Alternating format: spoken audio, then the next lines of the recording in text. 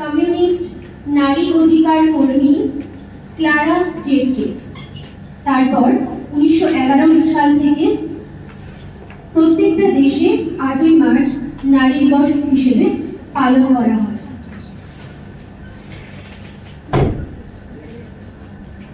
আমরা প্রথমে উদ্বোধনী সঙ্গীতের মধ্য দিয়ে আমাদের এই প্রোগ্রাম শুভ সূচনা করব। উদ্বোধনী সঙ্গীতের জন্য ডেকে নেব আমাদের ফোরামের অন্যতম মেম্বার সমন্বিতা শাসন, যাদবপুর ইংলিশ ডিপার্টমেন্টের 2য় বর্ষের ছাত্রী।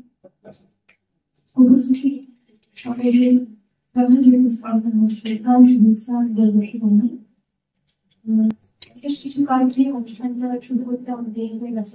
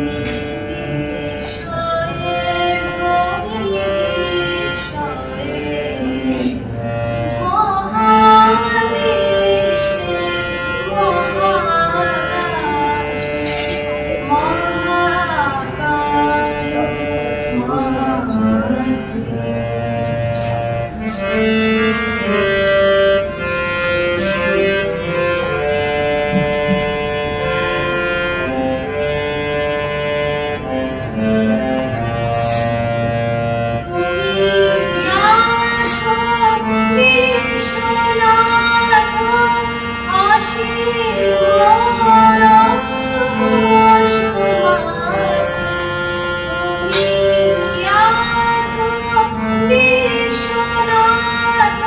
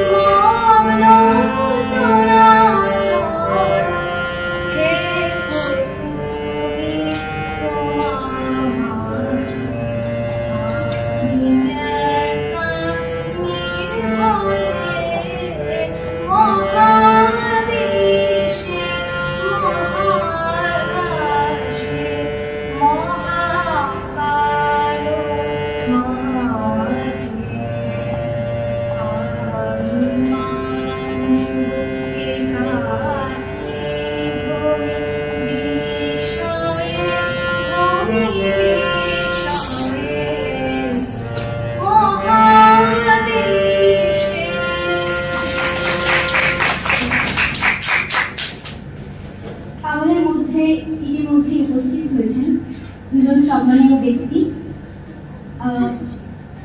সেই ম্যানের বরণ করে নেওয়ার জন্য আমি লিখে নেব রেশমিকে এবং মাসুমাকে।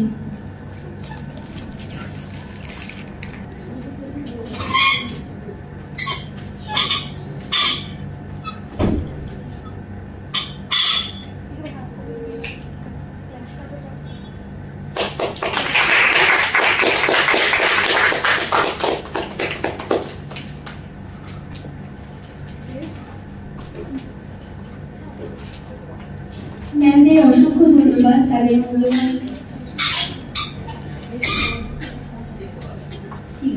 এবার রেশমি বরণ করে নিচ্ছেন সরকারি ম্যামকে।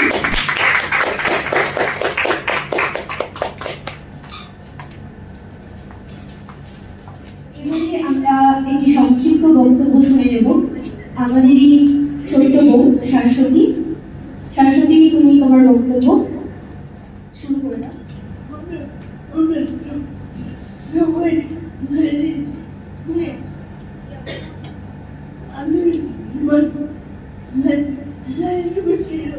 একদম হচ্ছে, বল বল, অসুবিধা নেই, বল।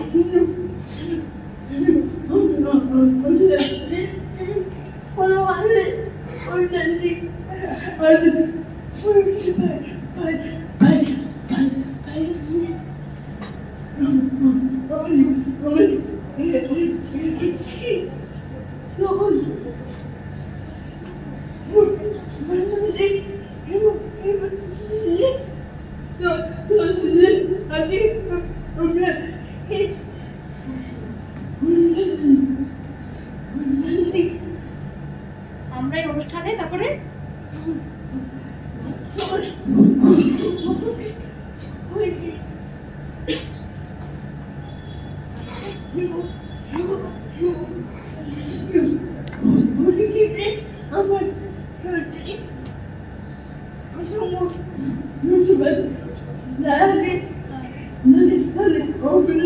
করার জন্য, ঠিক আছে, তারপরে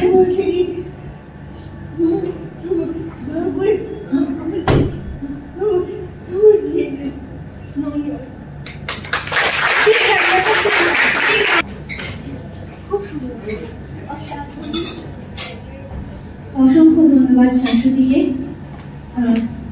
এবারে আমরা আবৃত্তি শুনে নেব স্মৃতি নন্দী, বেঙ্গলি ডিপার্টমেন্ট, দ্বিতীয় বর্ষের ছাত্রী। স্মৃতি, তুমি স্টেজে চলে এসো। এখন আমরা শুনে নেব Shampa Sengupta, director of Shruti disability foundation. আমরা ম্যামের কাছ থেকে তার মূল্যবান বক্তব্য শুনে নেব।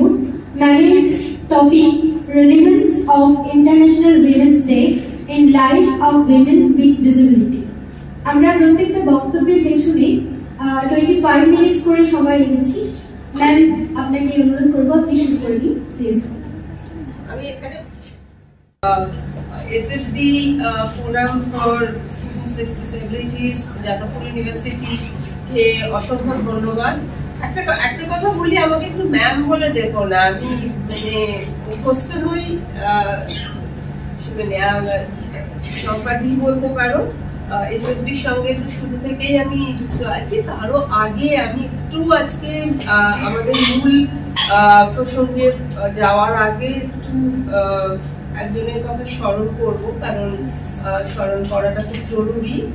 কারণ সজনী মুখার্জি মারা যাওয়ার পর প্রথম আমরা FSDর কোনো সভায় আমি অন্তত আসতে পেরেছি। সজনী মুখার্জি, যিনি ইংরেজি বিভাগের অধ্যাপক ছিলেন এবং 2002-03 সালে সেই সময় অসংখ্য দৃষ্টিহীন ছাত্র আসতো যাদবপুর বিশ্ববিদ্যালয়ে, যাদের কোনো ব্রেন ছিল না। এখন আমাদের হয়তো নানা রকমের উপাদান আছে, আমরা অডিও শুনে নিই। এখন তো মানে আমি একটা লেখা হোয়াটসঅ্যাপ করে পাঠালেও দৃষ্টিহীন ছাত্রছাত্রীরা শুনে নিতে পারে নানাভাবেই, মানে প্রযুক্তি তো তখন এরকম ছিল না। সেই ব্রেল শেক্সপিয়ারের বইগুলি ব্রেল তৈরি করার একটি উদ্যোগ তিনি নিয়েছিলেন সেই সময় 2000 সালের 2001-2 সালের কথা বলছি। সেই জায়গা থেকে শুরু করে একটা সময় এলো, তখন ইউজিসি ইউনিভার্সিটি গ্রান্টস কমিশন, সেটাকে বলতো HEPSN, higher education for persons with special needs, HEPSN নাম দিয়েছিল তারা। হেপসন সেল তৈরি হয় এবং এই হেপসন সেলটা পুরোটাই সজনিদির উদ্যোগে তৈরি হয়েছিল।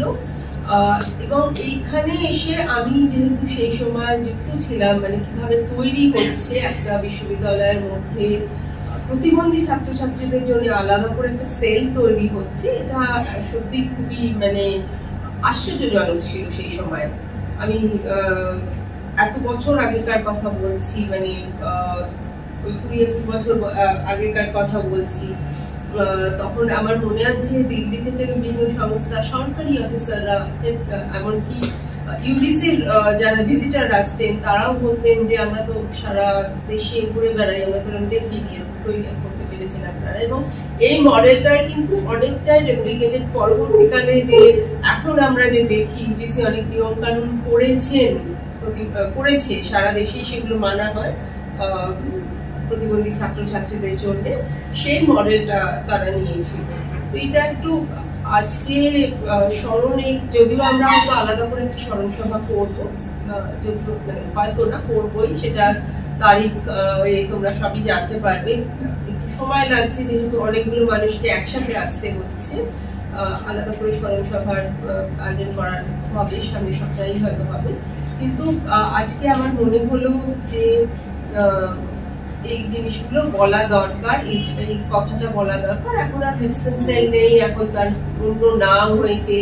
এবং সেই সময় যে বিল্ডিং তৈরি হয়েছিল সেন্ট্রাল লাইব্রেরির একদম পাশে, মানে একদম, এটাও আমাদের অনেকে বলেছিল, কারণ আমরা চিরকাল জানি যে প্রতিবন্ধী মানুষকে জন্য কিছু বলে একটা কোণে সরিয়ে দেয়া হয়, আর ওই সেলটা তৈরি করা হয়েছিল একদম ইউনিভার্সিটির মাঝামাঝি। কাজে তোমাদের যদি কেউ কখনো, মানে আমি জানি এই কথাগুলো শুনতে হয়তো মনে হয় যে এটা কি, এই ইতিহাসটা কেন বলছেন, কিন্তু তোমরা মনে রেখো, তোমরা এমন একটা বিশ্ববিদ্যালয়ে পড়ছো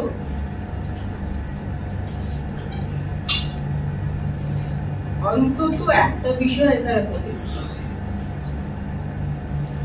এবং এফএসডির জন্ম, এফএসডির কাজকর্ম হয়তো কোনো কিছুই সম্ভব হতো না আমি মনে করি, যদি না সেই সেলটাকে আমরা পেতাম। এবং যেটা হয় যে একটা সেল আছে, নানা রকম অ্যাক্টিভিটিস আছে, সেই জায়গা থেকে শুরু করেও কিন্তু সংঘবদ্ধ হওয়া বা সেটাকে আরো কার্যকর করার জন্য সংঘবদ্ধ হওয়া, সেটাও হয়তো শুরু হয়েছিল। ফলে পুরোনো দিনগুলো মনে রাখাটা খুব দরকার। আমরা আলাদা করে স্মরণ সভা নিশ্চয়ই করবো, তাও আজকে একটু আলাদা করে আপনার কথা বললাম। আমরা যখন আন্তর্জাতিক নারী দিবসের কথা বলি, তখনও আমাদের ইতিহাসটা, আজকে আন্তর্জাতিক নারী দিবস, সেই উপলক্ষে অনুষ্ঠান, আমাদের ইতিহাসটা জানতে হয়। ইতিহাসটা মনে রাখা কেন দরকার জানো? ইতিহাস মনে রাখা এই জন্য দরকার, তোমরা হয়তো অনেকেই ইতিহাসের ছাত্র আছো, কারণ ইতিহাস ভুলিয়ে দেওয়ার চেষ্টাটা খুব বেশি চলে, খুব বেশি রকম ভাবে চলে। কিভাবে হয়েছে সেটা একটু বলি।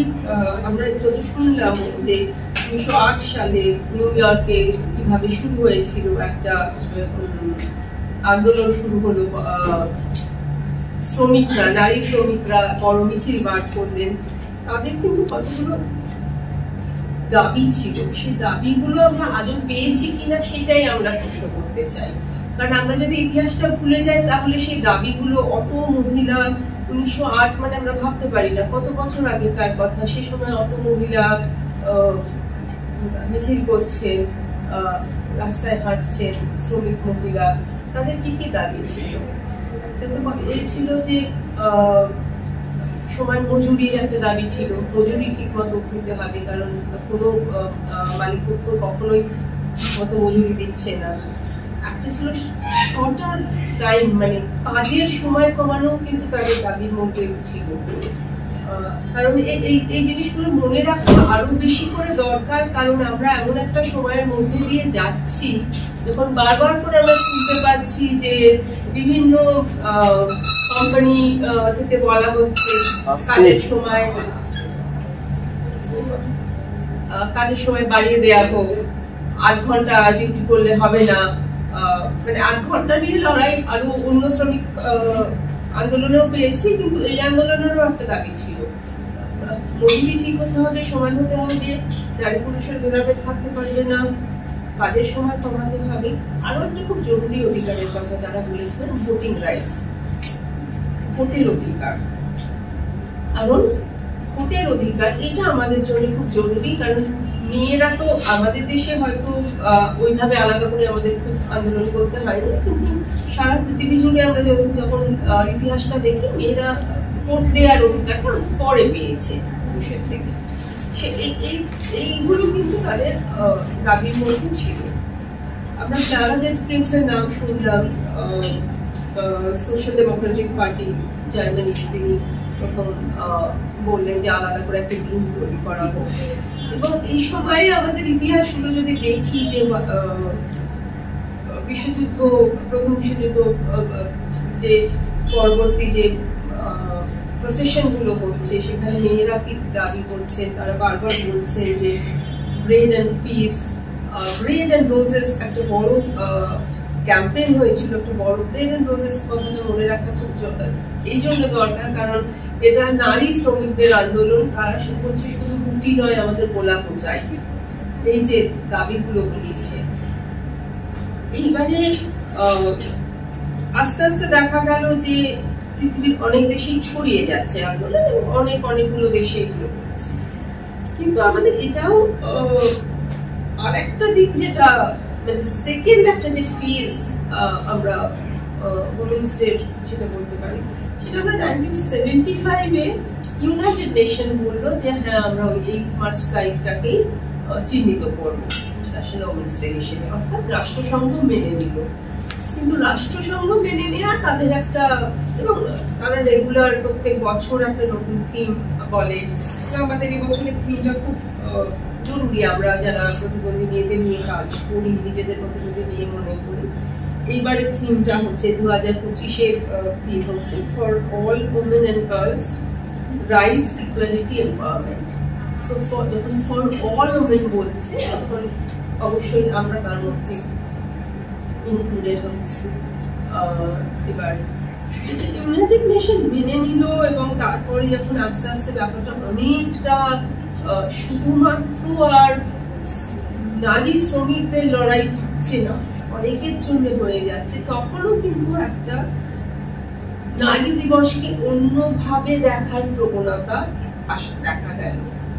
দেখা যাচ্ছে যে যারা বড় কর্পোরেট অফিস চালাচ্ছেন, যারা বিজ্ঞাপন দিচ্ছেন, তারা 8 মার্চ উপলক্ষে হয়তো অফিসের জন্য অনুষ্ঠান করছেন, তারা নারী কর্মীদের যে তারা সমান মজুরিটা দিচ্ছেন, বা তাদের যে মাতৃত্বকালীন ছুটির দরকার, তাদের জন্য যে বিশেষ যে আইনগুলো আছে, বা ক্রেশ ফ্যাসিলিটিস যেটা দরকার, যেটা মানে আইনেই রয়েছে, এগুলো এটা আমি আলাদা কিছু দাবি করছি না, এগুলো নারী শ্রমিকদের দরকার, নারী কর্মীদের দরকার, কিন্তু তারা সেটা মানছে না। কিন্তু 8 মার্চ উপলক্ষে একটা কিছু অনুষ্ঠান হচ্ছে, সেখানে কিছু গোলাপি বেলুন দিয়ে সাজানো হচ্ছে, মানে গোলাপি কেক কাটা হচ্ছে, মানে বেশ একটু সাজানো গোজানো একটা ঝাঁ চকচকে ব্যাপার চলে এলো। আমরা বুঝতে পারি যে এগুলো কেন করা হয়। এটা হলে এইগুলো করা হলে যেটা হচ্ছে যে অনেকেরই মনে হতে পারে যে এটা ঝাঁ চকচকে দিন, ঠিক আছে, উৎসবের দিন, আনন্দ উৎসবের দিন, এবং মেয়েদের যে দাবি দেওয়ার জায়গাটা সেটা ভুলিয়ে দেওয়া যায় এইভাবে। একটা দিন এই তো তোমাকে ওই মানে একটা দিন, বছরে একটা দিন আমাকে স্পেশাল একটা গিফট দিয়ে দিলাম একটা। আস্তে আস্তে কোম্পানিগুলো দেখা গেল যে অনেকেই ছাড় দেওয়া শুরু করলো, এবং সেই বিজ্ঞাপনের ভাষাগুলো খুব অদ্ভুত। আজকে this women's day, give your wife diamond, you will get 20% rebate, মানে এই ধরনের সব যে, বা আপনি এই নারী দিবসে আপনার নিজের জন্য একটা শাড়ি কিনুন, শাড়ি কিনলে এতটা ছাড় পাবেন। শাড়ি বা ডায়মন্ড কেনার দিন নয়, এটা তো ছিল যে আমার অধিকারগুলো বুঝে নেওয়ার দিন। তো এইভাবে এটাকে একটা অন্য দিকে নিয়ে যাওয়ার প্রচেষ্টা কিন্তু এখনো চালু আছে এবং ভীষণভাবেই আমরা যে পৃথিবীতে বাস করি আমরা জানি যে পিতৃতান্ত্রিকতা এবং পুঁজিবাদী যে ভাবনা চিন্তা এগুলো কিন্তু খুব হাত ধরাধরি করে, এগুলো কিন্তু খুব আলাদা ভাবে চলে না এবং তারা সবসময় মনে করবে কিভাবে এটাকে ঘুরিয়ে দেওয়া যায়। এটা যে লেবার মুভমেন্টের পার্ট ছিল, এটাকে ঘুরিয়ে দিতে পারলে পিতৃতন্ত্র সুবিধা এবং অবশ্যই যে পুঁজিবাদী যে সমাজ তারও সুবিধা। তো এইখানে আমরা তাহলে ভাবার চেষ্টা করব আমাদের,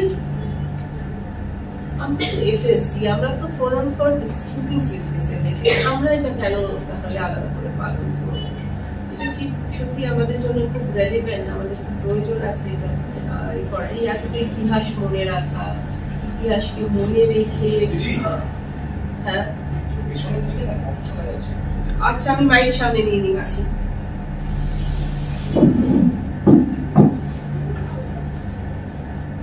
এবার ঠিক আছে? আমরা একটু যদি বোঝার চেষ্টা করি যে কেন আন্তর্জাতিক নারী দিবস প্রতিবন্ধীদের জন্য খুব জরুরি একটা দিবস এবং কেন প্রতিবন্ধী আন্দোলন থেকে আমরা এটা মনে করি যে পালন করা দরকার। যদি শুধুমাত্র শ্রমিক নারী দিবস হিসেবেও দেখি তাহলেও আমরা ভাবার চেষ্টা করব যে কত শতাংশ প্রতিবন্ধী মানুষ কর্মে যোগ দিতে পারছে।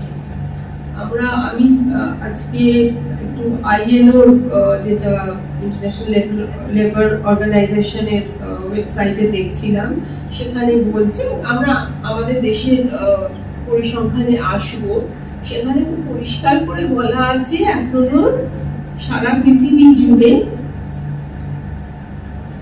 যারা প্রতিবন্ধী নন তারা যে রোজগার করে, যতটা তারা পার ডে টাকা পান, তার থেকে 12% কম দেয়া হয় প্রতিদিন, হিসাব দ্বারা বলছে। 12% কম, মানে আমি এক কাজ করলেও কিন্তু আমি কম মাইনে পাবো, কারণ কোম্পানি বা যেই আমাকে চাকরি দিক সে মনে করছে প্রতিবন্ধী একে চাকরি দিয়েছে এটাই যথেষ্ট।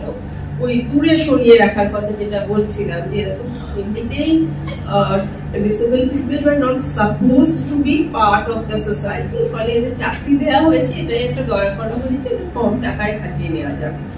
মূল কথা এই জায়গাটা। আর সারা পৃথিবী জুড়ে বলছে 36% of disabled people are unemployed, এবং সেখানে একটা বড় সংখ্যার মানুষ চেষ্টা করে যে সেলফ এমপ্লয়মেন্টের মধ্যে যাওয়ার, কারণ কোনো উপায় পাচ্ছে না, তার চাকরি সে পাচ্ছে না।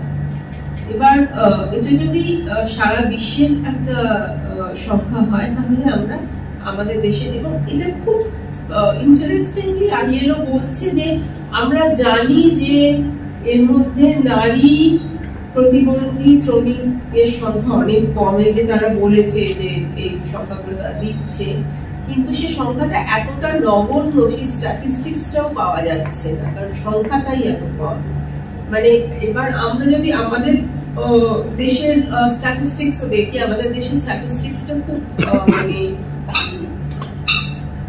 খুব সহজে পাওয়া যায় না। আমরা জানি যে জনগণনা আমাদের 2011 করা হয়নি, সেন্সাস হয়নি বলে কত পার্সেন্ট মানুষ প্রতিবন্ধী সেটাই আমরা জানি না।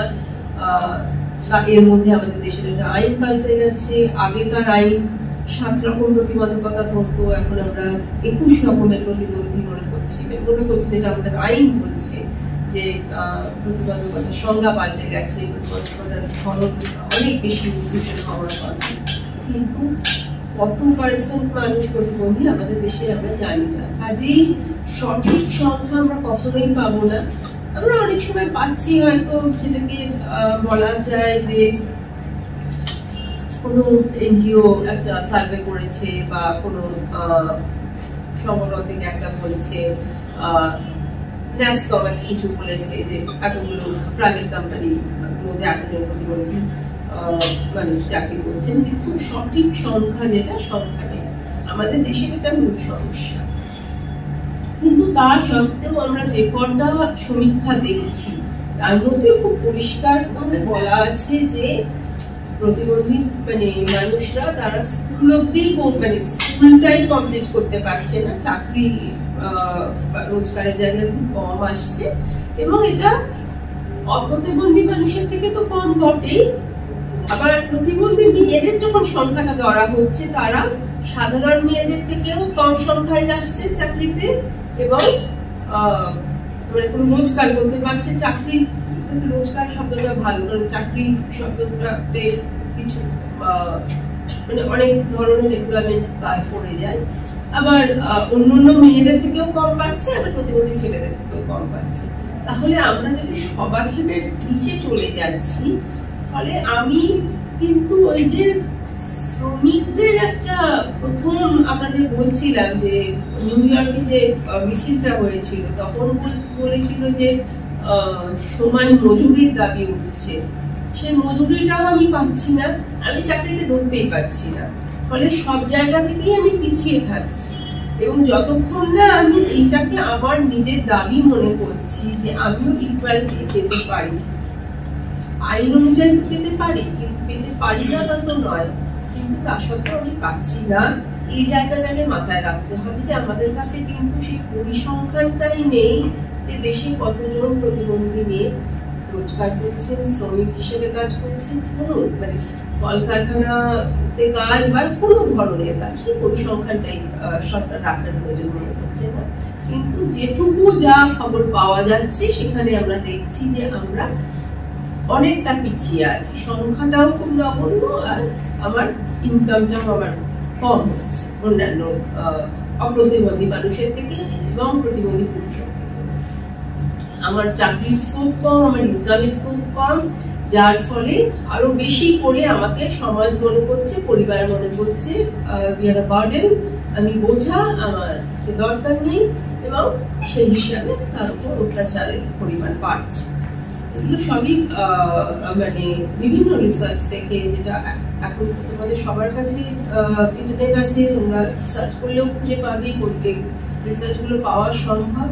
একটা জিনিস যেটা খুব জরুরি যে কেন ওমেন্স ডে আমরা করবো, এবং আরেকটা জিনিসটা একটু বলবো যে ভোট দেওয়ার অধিকারের কথাটাও একটু বলতে চাই, কারণ ভোট দেওয়ার অধিকার তো আমরা আমাদের স্বাধীনতার পর আমাদের দেশে মেয়েরা আমরা পেয়েছি ভোট দেওয়ার অধিকার, কিন্তু সত্যি কথা বলতে প্রতিবন্ধী মানুষরা সেখানে পিছিয়ে আছে। আমরা জানি যে ইলেকশন কমিশনেরও যে তারা যে স্লোগান দেয় কি নিজের ভোট নিজে দিন, সকাল সকাল ভোট দিন ইত্যাদি বলে, কিন্তু নিজের ভোটটা আমি নিজে দিতে পারবো সেই ব্যবস্থা সব সারা দেশে নেই। আমরা বেশিরভাগ ক্ষেত্রেই এখনো দেখছি, এত বছর বাদেও দেখছি ব্রেল ব্যালট পাওয়া যাচ্ছে না, আমাদের ইভিএম মেশিনে সবসময় ঠিক মতো চিহ্ন থাকছে না, এবং এইখানেও কিন্তু আমাদের যদি বেসিক দুটো রাইটের কথা আমরা বলি, যে রাইট টু ভোট আর রাইট টু ফেয়ার ওয়েজ, এই দুটো জায়গায় কিন্তু যেটা নিয়ে একদম শুরুতে মিছিল হয়েছিল সেই দুটো ডিমান্ড কিন্তু এখনো আমাদের থেকে যাচ্ছে। এবং আমরা বারবার দেখছি যে, এবং গত কয়েক বছর থেকে ইলেকশন কমিশন কিন্তু একটা আমাদের দিচ্ছেন, পরিসংখ্যান দিচ্ছেন যে দেশের কত সংখ্যার কতজন পুরুষ ভোটদান করেছেন, কতজন নারী ভোটদান করেছেন, কতজন পন্তকামী মানুষ ভোটদান করেছেন, এবং একটা সংখ্যা দিচ্ছেন সারা দেশে যে এতজন প্রতিবন্ধী মানুষ ভোটদান করেছে। এটা খুব অদ্ভুত একটা ব্যাপার। প্রতিবন্ধী মানুষ মধ্যেও তাদের মধ্যে নারী আছে, পুরুষ আছে, পন্তকামী আছে, তারা তো জেন্ডারলেস বডি নয়, কিন্তু সেই সংখ্যাটা কিন্তু ইলেকশন কমিশন দিচ্ছে না। এটা আমি বলছি যে আমরা কেন পুরো জিনিসটা যখন আমরা ভাবনা চিন্তা করি, আমাদের কাছে ভীষণ পরিষ্কার হয় যে ওমেন্স মুভমেন্টে কিন্তু অনেক বেশি ইনক্লুসিভ হওয়ার প্রয়োজন। কারণ এটা সত্যি কথা যে ওমেন্স মুভমেন্ট বারবার প্রতিবন্ধী মেয়েদের কথা বাদ দিয়ে চলে গেছে, তাদের কথা ভাবেনি। কিন্তু প্রতিবন্ধী আন্দোলনও কিন্তু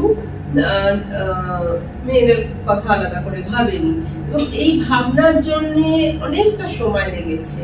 আমাদের UNCRPD, যেটা রাষ্ট্রসংঘে যে কনভেনশন নিয়েছিল rights of persons with disabilities, যে ইউএনের কনভেনশন, ইউএনের কনভেনশন যখন তৈরি হচ্ছিল, যে ড্রাফটিং হচ্ছিল, সেই সময়ও কিন্তু মানে রাষ্ট্রসংঘের ওই জেনিভার অফিসেও নানা মানে তর্ক বিতর্ক চলছিল যে মেয়েদের কথা আলাদা করে আমাদের কনভেনশনে বলার দরকার নেই, অনেকে বলছিলেন। সেটা নিয়েও প্রচুর মানে তর্কের পর ঠিক হয় যে না, আলাদা চ্যাপ্টার থাকবে, আলাদাভাবে শুধু একটা চ্যাপ্টার না, মানে টুইন ট্র্যাক অ্যাপ্রোচ বলা হয় যেটাকে, যে তার মধ্যে বিভিন্ন ধারার মধ্যেও যেটা কম্পোনেন্ট ঢোকানো হবে।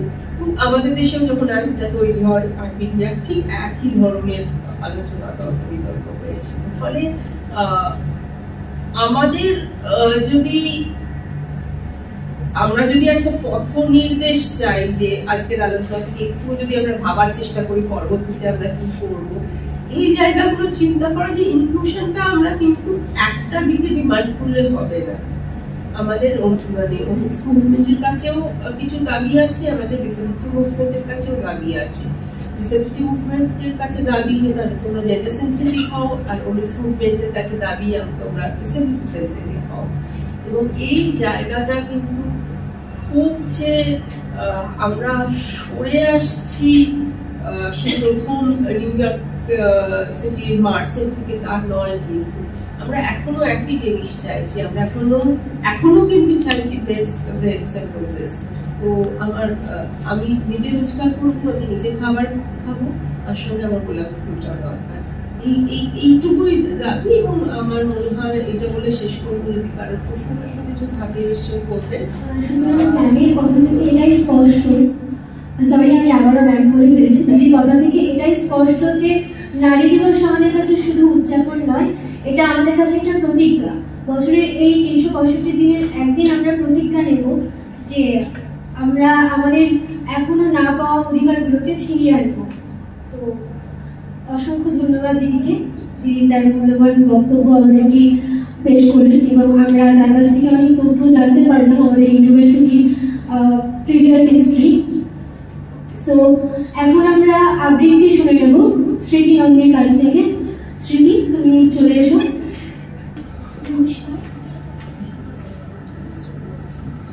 এখানে উপস্থিত সকল কবি মেয়ে হলে কি নাম রাখতে? কি নাম রাখতাম? ময়ূরপঙ্খী। কম করে 19 জন কবি, লেখক, অধ্যাপক বলেছেন, বুঝলে, এক ছেলে নয়, তোমার একটা মেয়ে দরকার।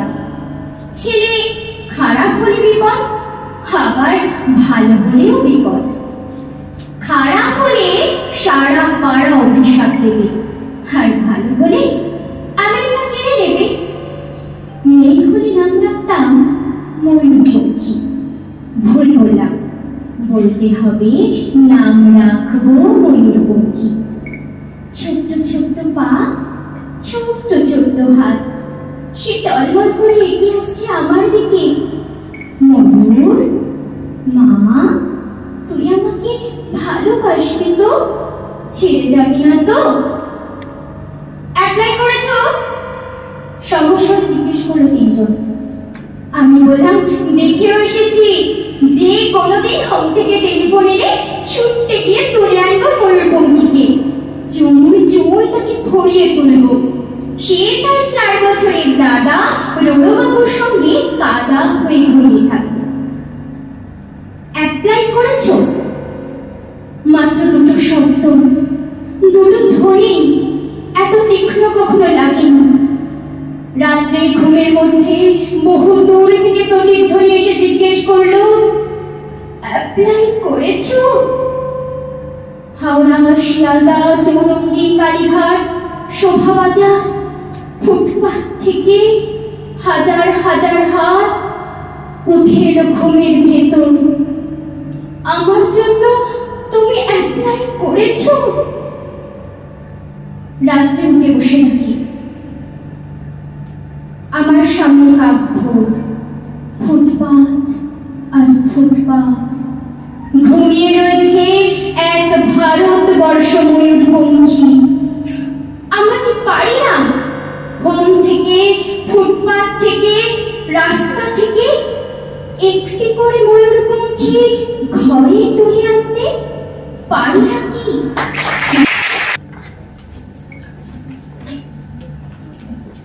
এবারে আমরা শুনে নেব শালিনী, আমাদের যাদবপুর ইউনিভার্সিটির ডিপার্টমেন্ট অফ ইংলিশের স্কলার।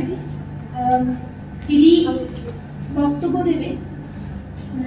দিদির স্পিচের টপিক হচ্ছে global activism of women disabilities participation in meeting the demands of the sustainable development goals. দিদি উইদাউট রিকোয়েস্ট করবো, তুমি শুরু করে দাও। আমরা অনেক কম সময়ের মধ্যে দেখেছি আপনারা এসেছে, আমার সত্যি খুব ভালো লাগছে। আমাকে এফএসডি গার্লসরা এখানে বলেছেন যে এফএসডি তরফ থেকে কিছু বলতে, আমাদের ইউনিভার্সিটির তরফ থেকে কিছু বলতে। বর্তমান সময় দাঁড়িয়ে আমি মনে করি ডিসেবলড নারীদের সাস্টেনেবল ডেভেলপমেন্ট গোল আমার ব্যক্তিগতভাবে আমি মনে করি খুবই ইনক্লুসিভ, যেটা 2015 শুরু হয়, ইউনাইটেড নেশনস স্বীকৃতি দেন এবং টার্গেটটা হচ্ছে অন্তত 2030-এর মধ্যে সেটা শেষ করতে হবে। নারীদের জন্য অত্যন্ত ইনক্লুসিভ, যেটা এর আগে মিলেনিয়াল ডেভেলপমেন্ট গোল এসেছিল 2000 থেকে 2015-এর মধ্যে, সেখানে ডিসেবলড মানুষদের জন্য বা নারীদের জন্য কোনো কথাই লেখা হয়নি আনফর্চুনেটলি। আমি যদি দুজন নারী, হেভেন গার্মা, উনি আফ্রিকান আমেরিকান রুটস ওনার, এবং প্রীতি মঙ্গা আমাদের ভারতবর্ষের লেখিকা, এনাদের দুজনের যদি লাইফ স্ট্রাগল পড়তে হয়, বুঝতে হয়, সেখানে মোটামুটি এই কনসেপ্টটা অনেক বেশি উঠে আসে তাদের ছোটবেলায় এবং তাদের কনস্ট্যান্ট স্ট্রাগল, ফিজিক্যাল, মেন্টাল। আর এই বর্তমান কন্টেম্পোরারি সময় দাঁড়িয়ে মনে করছি ডিজিটাল। আমি সাস্টেনেবল ডেভেলপমেন্ট গোলস, যে 17টা গোলস আছে, তার মধ্যে থেকে কিছু গুরুত্বপূর্ণ গোলস প্রতিবন্ধী মানুষদের জন্য এবং প্রতিবন্ধী নারীদের জন্য এনাদের লাইফ থেকে কিভাবে ইন্সপায়ার হচ্ছে সেটা আমার রিডিংয়ের মাধ্যমে আমি বলার চেষ্টা করছি আজকে। প্রীতি মঙ্গার ছোটবেলা থেকে, এমনকি যদি বলতে হয় হেভেন গার্মার ছোটবেলা, দুটোই পড়াশোনার দিক থেকে খুবই প্রবলেম্যাটিক হয়ে যায়। আমাদের ভারতবর্ষে ডিসেবিলিটি এমন একটা স্টিগমাটাইজড বিষয়, যেখানে প্রথমত পেরেন্টসরাই বুঝতে পারেন না যে ডিসেবল ফ্রেন্ডলি স্কুল রয়েছে, তাদের সিভিয়ার ডিসেবিলিটি রয়েছে বা যাদের ভিজুয়াল ডিসেবিলিটি, সেন্সরি ডিসেবিলিটি রয়েছে, সেখানে পড়ানো উচিত। বা যদি রেসিডেন্সিয়াল স্কুল থাকে তাহলে ওটা খুবই গুরুত্বপূর্ণ। 2020-র যে নিউ এডুকেশন পলিসিও আছে আমাদের, সেখানেও রিসোর্স মেম্বার্স নন ডিসেবল স্কুলে পড়ানোর কথা বলা হচ্ছে, যেটা সিগনিফিকেন্টলি প্রবলেম্যাটিক। আমরা বুঝতে পারি প্রীতি মঙ্গার জীবন থেকেই যে উনি কোনোভাবেই ক্লাস 3-র পর ঠিক মতো পড়াশোনা করে উঠতে পারেননি, কারণ ওনার গ্র্যাজুয়াল ভিশন লস হতে থাকে। এমনকি যখন আমরা দেখি হেভেন গার্মার লাইফে, উনি রিসোর্স স্কুল পেয়েছিলেন, পড়াশোনা করতেন, বাট অবশেষে টিচাররা এটা বুঝতে পারে যে না, কানে শুনতেও সমস্যা হচ্ছে ভিজুয়াল ইম্পেয়ারমেন্টের সাথে সাথে। তো কি হয়, রিসোর্স পার্সনসরা খুব আমি ব্যক্তিগতভাবেও মনে করছি খুব কম সময় দিতে পারে, আর ছোটবেলা থেকে স্ট্রাগলটা অনেক বেশি বড় হতে থাকে, যেটা এনাদের দুজনের জীবনে হয়েছিল। আর সাস্টেনেবল ডেভেলপমেন্ট গোল 4-এও বলা হয়েছে ইকুয়াল ইকুইটেবল কোয়ালিটি এডুকেশনের কথা, যেটা অনেক সময় আমরা পাচ্ছি না। যদি স্টুডেন্টরা, ছাত্রছাত্রীরা তাদের ডিসেবিলিটির সাথে সহজ স্কুলে, মানে এই জায়গাগুলো দেওয়া হচ্ছে না যে হ্যাঁ তুমি চুজ করো, তুমি তোমার মতো করে চুজ করতে পারো। যদি তোমার সিভিয়ার ডিসেবিলিটি না থাকে তাহলে তুমি এই ধরনের স্কুলেও পড়তে পারো, আদারওয়াইজ এই চয়েসটা না থাকলে এটা খুবই প্রবলেমেটিক হয়ে গিয়েছিল, হয়ে যাচ্ছে এখনো। Irrespective of India, US or Africa, আমাকে যদি বলতে হয়, হেমেন রানা এবং ঋতিমন্দার লাইফ এন্ড স্ট্রাগলের ব্যাপারে সব থেকে ইউনিক প্রবলেম যেটা বর্মা অ্যাড্রেস করেছেন সেটা হচ্ছে ডিজিটাল ইস্যুস। উনি একটা ল ফাইল করেন আগেইনস্ট স্ক্রিপ্ট। আমরা এখন 2012-তে এখনো সেই লটা চলছে যে উনি, আমরা অ্যাক্সেসিবল লাইব্রেরি এখন আমাদের ইউনিভার্সিটিতে পাচ্ছি, পড়াশোনা করতে পারছি খুব সহজে, কিন্তু এই স্ক্রিপ্ট লাইব্রেরিটা কোনোভাবে অ্যাক্সেসিবল ছিল না। উনি প্রথম স্ক্রিপ্টকে জানান যে যাদের ডিসলেক্সিয়া রয়েছে বা যাদের ভিজুয়াল ডিসেবিলিটি রয়েছে বা যারা সহজে প্রিন্ট ই-বুকস পড়তে পারছে না, তাদের জন্য ওটা একটা ডিজিটাল স্পেস। স্ট্রিট আর্গুই করে না ডিজিটাল স্পেস বা প্লেস কোনোদিন হতে পারে না, ওটা শুধু একটা ডিজিটাল জায়গা, ওটা কোনো প্লেস নয়। এই আর্গুমেন্ট অবশ্যই গভর্নমেন্ট যেতেন, আর আমরা সহজে অ্যাক্সেসিবল স্ক্রিন রিডিং সফটওয়্যারের সাহায্যে স্ট্রিট বা অন্যান্য অ্যাক্সেসিবল লাইব্রেরিজ আমাদের ইউনিভার্সিটি থেকে সহজে ব্যবহার করতে পারছি, যেটা sustainable development goal for equitable এডুকেশনকে সাপোর্ট করছে খুব ভালোভাবে। বর্তমানেও বর্মা একজন আমাদের ডিজিটাল প্রবলেমস গুলো রয়েছে সেগুলোর সাথে ফাইট করছেন। আর আমি ব্যক্তিগতভাবে মনে করি যে শুধুমাত্র ফিজিক্যাল ইনএবিলিটিস বা ফিজিক্যাল স্ট্রাগলস নয় সবসময় থাকে, ওই স্ট্রাগলগুলো অনেক বেশি ওভারকাম করা যায় যদি ডিজিটাল ইস্যুস বা প্রবলেমস আমরা সহজে বা বুঝে নিতে পারি। আমি ব্যক্তিগতভাবে আশা করব আমরা আমার আমার বন্ধুরা, আমার ইউজি পিজি স্টুডেন্টসরা যারা পরপরই বারবারই আমাকে জিজ্ঞেস করে যে অল্টারনেটিভ মেথডস গুলো কি হতে পারে, আমি রিকোয়েস্ট করবো তোমাদের সকলকে তোমরা অল্টারনেটিভ মেথডস গুলো ব্যাপারে ভাববে। যদি ব্রেল শেখোনি, এটা অনেকবারই যেমন আমাকে ব্যক্তিগতভাবে অনেকবার জিজ্ঞেস করা হয়েছে যে আমি ব্রেল শিখিনি তো কি করবো, সবসময় অল্টারনেটিভ মেথডস গুলো নিয়ে ভেবে পড়াশোনা করার চেষ্টা করবে। এই কথা বলে আমি বক্তব্য শেষ করছি। ধন্যবাদ আমাদের সময় দেওয়ার জন্য। রোগা কি এসেছে? ঠিক আছে রোগা, তুমি চলে এসো। অনুষ্ঠানের একদম শেষ পর্বে চলে এসেছি, সেই মূল পর্বে চলে এসেছি যেখানে আমরা শুনে নেব Sanchari ma'am, doctoral researcher of Passau university of Germany. ম্যামের টপিক মহিলা যাত্রী এবং গণপরিবহন। ম্যাম আপনাকে রিকোয়েস্ট করবো আপনি শুরু করে দিন। প্রথমে তো অভিনন্দন জানাবো অর্গানাইজিং টিমকে, এফএসটি সকলকে, কারণ এত সুন্দরভাবে এই সেমিনারটা আয়োজন করা হয়েছে, খুব ভালো লাগছে। এবং আমাকে বলতে দেওয়ার সুযোগ করে দেওয়ার জন্য অনেক ধন্যবাদ, সম্পাদিকেও অনেক ধন্যবাদ। একই মানে প্যানেল শেয়ার করছি, এটা আমার জন্য খুব বড় একটা ব্যাপার। আমার টপিকটা নিয়ে হচ্ছে মহিলা যাত্রী এবং গণপরিবহন। আমি একটু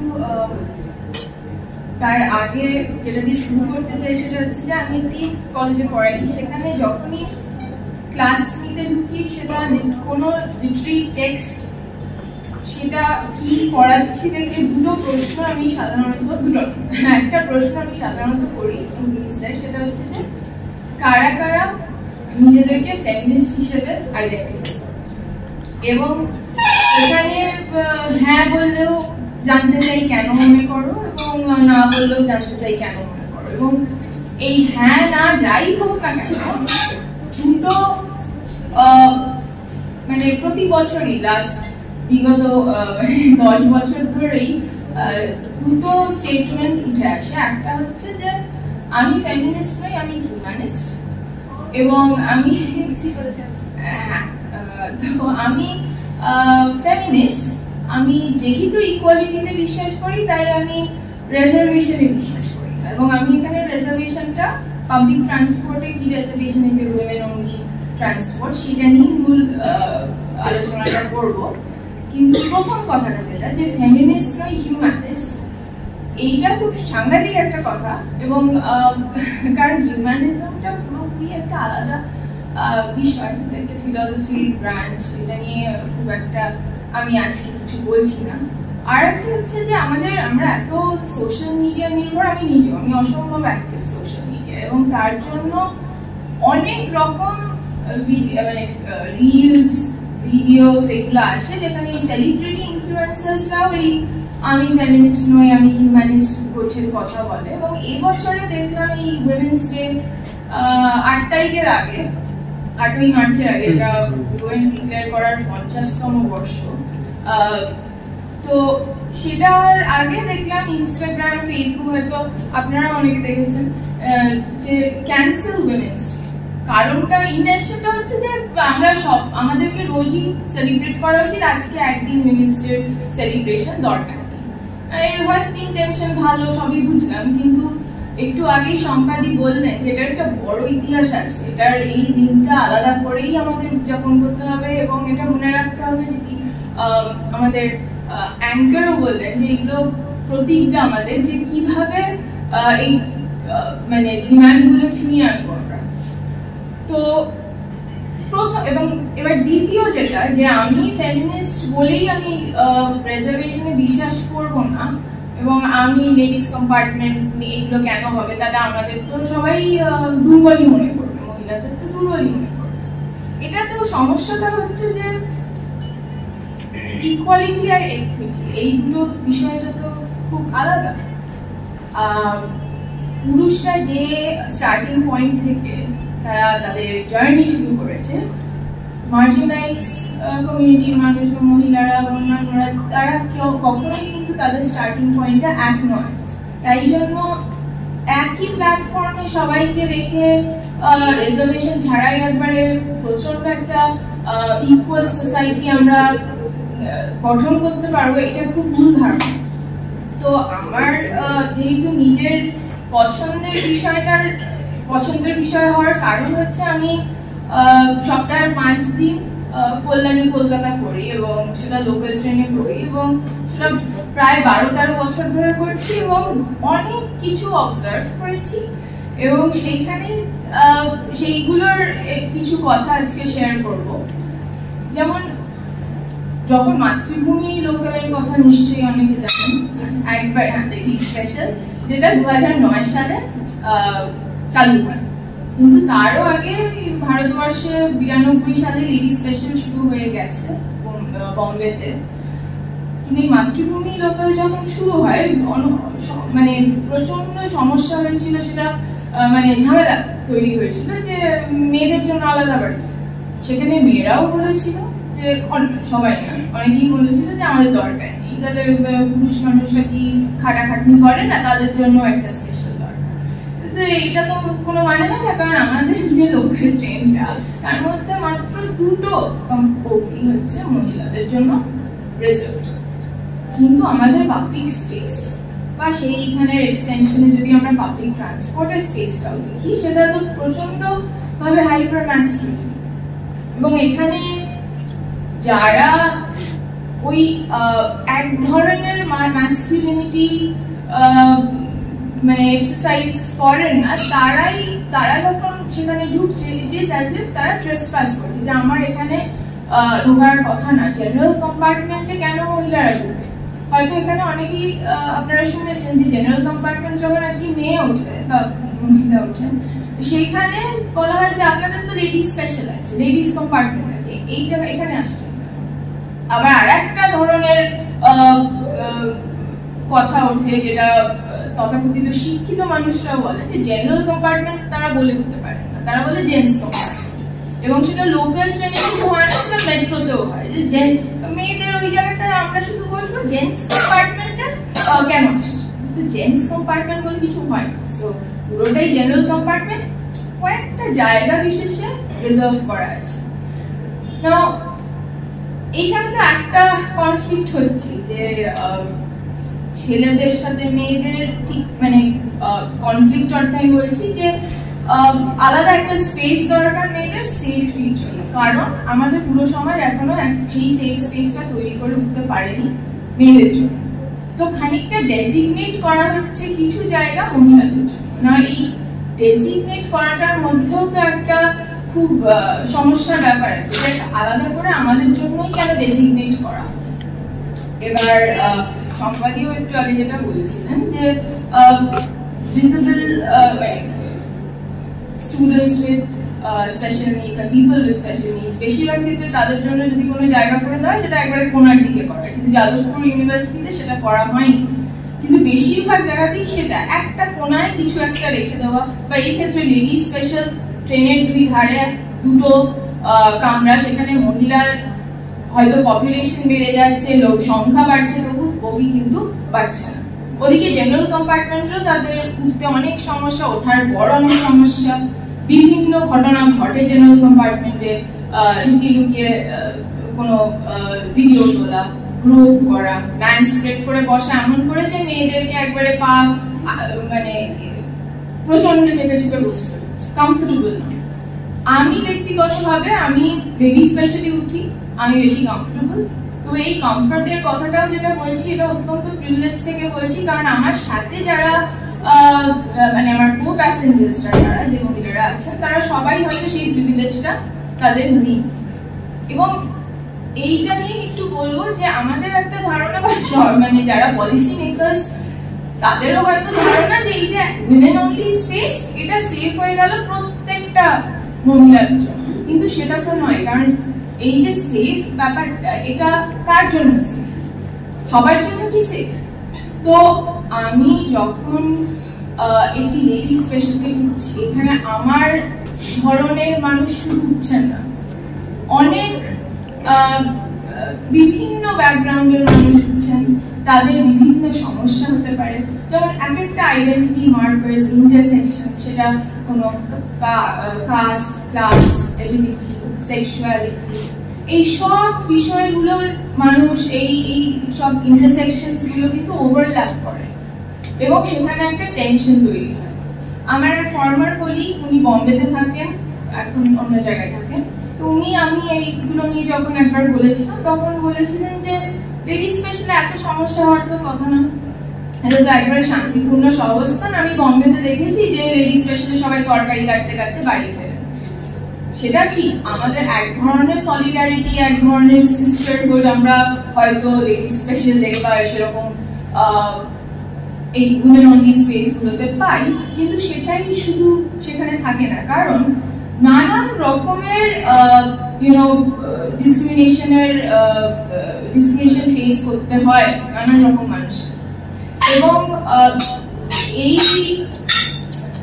এই ডিসক্রিমিনেশনটা এই ডিসক্রিমিনেশন গুলোর জন্যই কিন্তু এই উইমেন অনলি স্পেস বা উইমেন অনলি ট্রান্সপোর্ট, সেটা মাতৃভূমি লোকালই হোক বা প্রত্যেকটা লোকাল ট্রেনের কম্পার্টমেন্টই হোক, মেট্রোর ওই নির্ধারিত জায়গাটাই হোক, কখনোই ইনক্লুসিভ হচ্ছে না।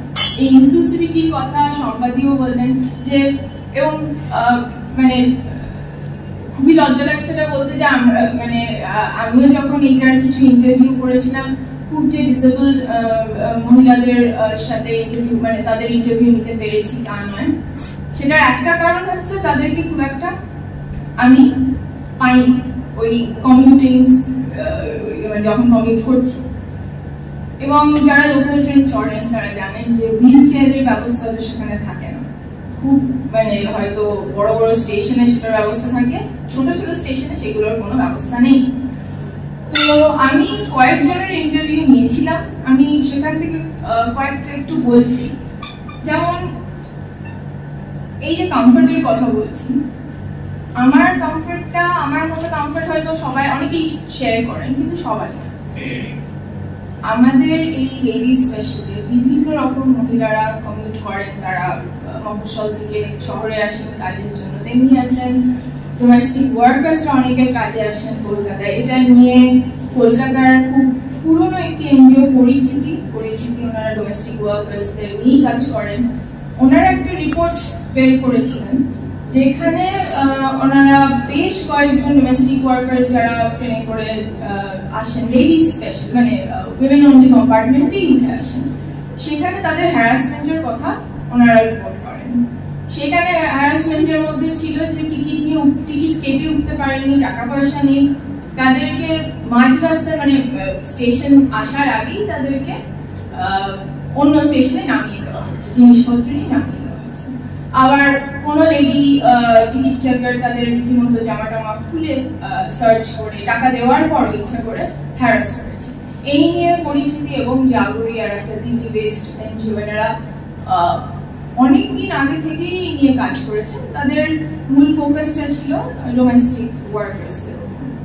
তা আমি 2019-এ যখন কিছু ইন্টারভিউজ নিয়েছিলাম আমার কো প্যাসেঞ্জার্সদের, তার মধ্যে এই 2019টা খুব সালটা ইম্পর্টেন্ট, প্যান্ডেমিকের আগে বলে না, এই সময় এনআরসি সিএএ নিয়ে কিন্তু খুব তোলপাড় সারা দেশ, কলকাতায়।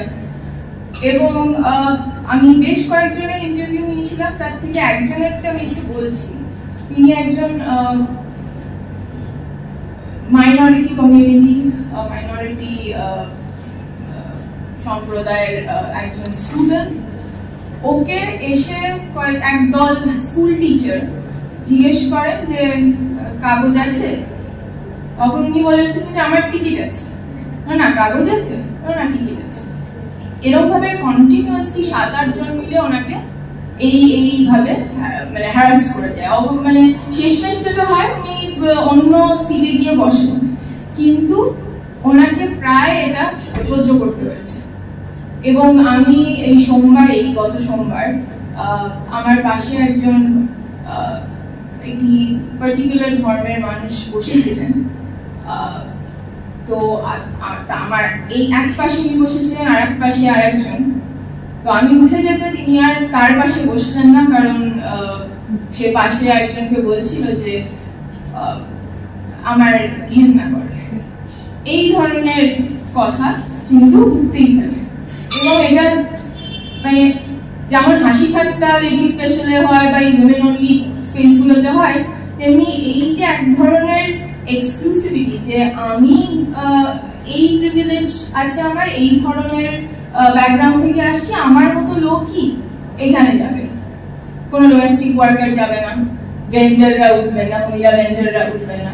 মহিলা ভেন্ডাররা এমনি ভেন্ডার্স কম্পার্টমেন্টে উঠতে পারেন না, কারণ তারা হ্যারাস, সেই জন্য তারা লেডিস কম্পার্টমেন্টে ওঠে।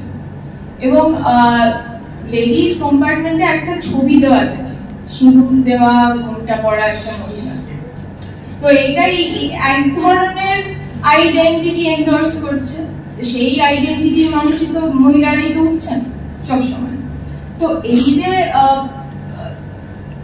যেমন সত্যি উইমেন্স মুভমেন্টের মানে মূল লক্ষ্যটাই হওয়া উচিত ইনক্লুসিভিটি, বাট সেটা কিন্তু হচ্ছে না।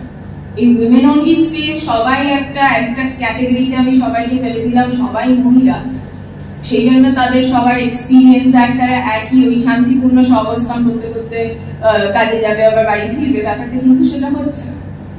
এবং এছাড়াও যেটা রয়েছে একজন ট্রান্স ওম্যান, তাকে রীতিমতো এটা খবরে বেশ বড় করে দেওয়া হয়েছিল। এটাও 2017-18 ওই সময়। উনি একজন স্কুল টিচার, ট্রান্স ওম্যান, তাকে রীতিমতো ধাক্কা দিয়ে ফেলে দেওয়ার অবস্থা হয়। অন্য যারা ফিমেল প্যাসেঞ্জার্স যারা ছিলেন, অন্যরা কয়েকজন ধরেছিল বলে সে বেঁচে যায়, তার জিনিসপত্র কিন্তু ট্রেনের বাইরে। এবং এটার পর যে কথাটা আসে, সেটা বেশিরভাগ কিন্তু মহিলা যাত্রীরা তারা মনে করেন যে এই পার্টিকুলার কমিউনিটির মানুষদের তো ভিক্ষাই করা উচিত ট্রেনে, তারা আবার স্কুলে পড়াতে যাচ্ছে না। তারা যদি স্কুলেই পড়াতে যান তা আমাদের কম্পার্টমেন্টে উঠছে কেন, ওই জেন্টস কম্পার্টমেন্টে উঠুক, এই ধরনের কথাবার্তা কিন্তু হতেই থাকে। আর একটা যেটা এই যে বাচ্চারা ভয় পেয়েছে, অ্যাসিড অ্যাটাক সার্ভাইভার সে বসেছেন একই সাথে, সেই জন্য তাকে উঠে যেতে বাধ্য করা হয়। তো এই যে কোনো জায়গায় এমপ্যাথি নেই, একেবারে একটা এক্সক্লুসিভ স্পেস তৈরি করে রাখা, কিন্তু লোকের ধারণা হচ্ছে এই উইমেন অনলি স্পেস, এই উইমেন অনলি ট্রান্সপোর্ট ভীষণভাবে মিলেমিশে থাকবে, সবাইকে একবারে গ্রহণ করবে, ব্যাপারটা কিন্তু সেখানে। এবং এখানেও সেই পেট্রিয়ার্কি ঘুরে ফিরে চলে আসছে, কারণ আলটিমেটলি তো আমাদের এক ধরনের আমরা আইডেন্টিটি এন্ডোর্স করছি, এক ধরনের প্রিভিলেজ নিয়েই চলতে আমাদের মানে চলার চেষ্টা না। আমরা মনে করি আমি যেরকম আমার মতোই সকলকে হতে পারে, হবে, যে আমার মতো নয় তাকে তোয়াক্কা না করলেও হবে। তো এইগুলোর ভিক্টিম, সেটা সে ডোমেস্টিক ওয়ার্কারই হোক, অন্য সম্প্রদায়ের মানুষই হোক, ট্রান্স ওমেনই হোক বা মহিলা ব্যান্ডেরই হোক, তাদের অবস্থাটা ঠিক এমন একটা সিচুয়েশন হয়েছে যে এইসব লেডি স্পেশাল বা উইমেন্স কম্পার্টমেন্টে শুধুই ওই চাকুরিজীবী মহিলারাই যেন যাতায়াত করবেন, অন্যদের যাতায়াত করার কোনো অধিকারই নেই। কিন্তু আপাত দৃষ্টিতে মনে হয় যে সবকিছুই সুন্দর আছে, কিন্তু ওই বগির ভেতর আছে কিছুই ভুলভাল হচ্ছে না, কিন্তু সারাক্ষণই হচ্ছে। সব সময় অপ্রেসিভ কথাবার্তা, ডিসক্রিমিনেট করা, বসতে না দেওয়া ইচ্ছাকৃতভাবে কারোর গায়ে গন্ধ পাচ্ছে বলে, বা সরিয়ে দেওয়া এই ভেবে যে তার টিকিট থাকতেই পারে না এবং তার এই দেশেই থাকার কথা না, এইগুলো কিন্তু বারবার উঠে আসছে। এবার আরেকটা যেটা বিষয় সেটা হচ্ছে যে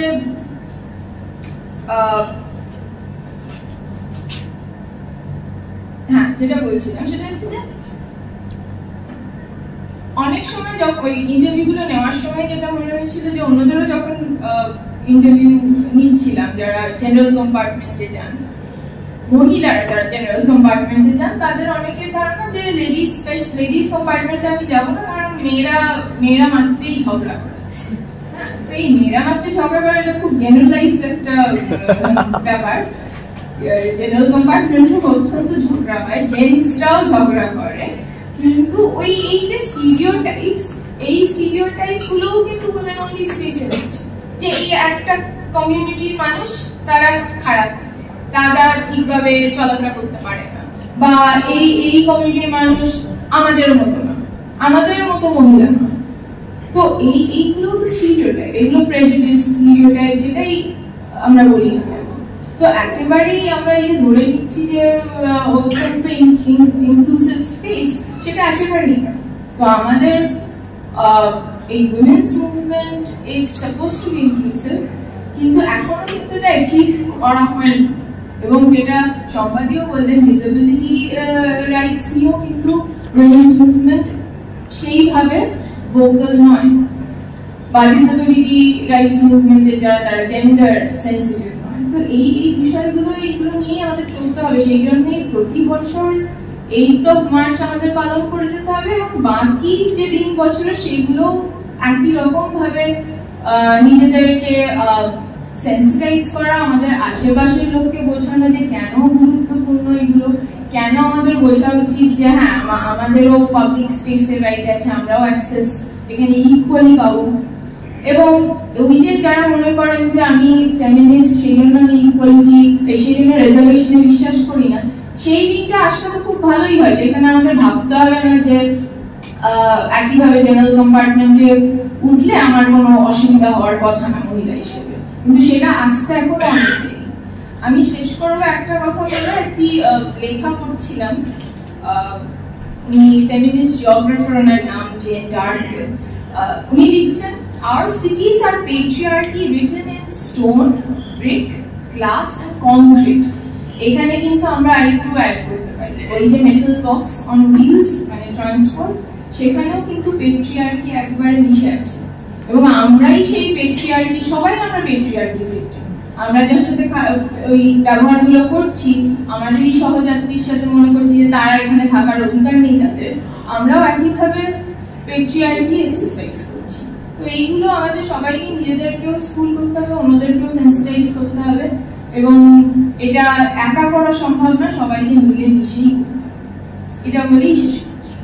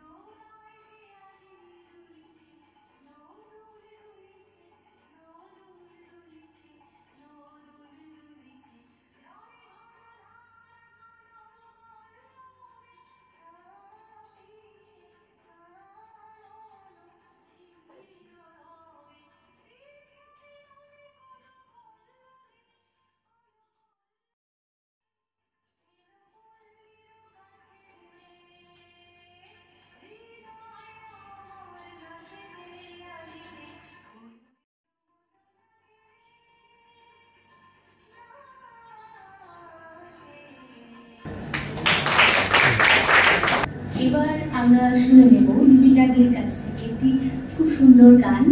আমি লিপিকাদিকে রিকোয়েস্ট করবো গানটি আমার জন্য।